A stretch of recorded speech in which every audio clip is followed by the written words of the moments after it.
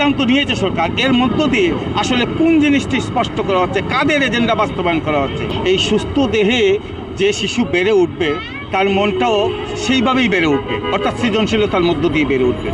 কিন্তু সেই সৃজনশীলতাকে এখন গলা টিপে হত্যা করার একটা অপপ্রয়াস চলছে।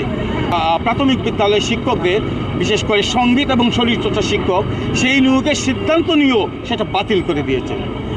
আমরা জানি, আমরা যখন সাংস্কৃতিক পরিমণ্ডলে বেড়ে উঠি তখন এটাকে বাঁচা বলে। এবারও কিন্তু আমরা সেই অন্ধকার সময়টাকে আমরা গলা টিপে ধরবো। আমরা এই অন্ধকারের বিপরীতে আলুর মশাল জ্বালাবো।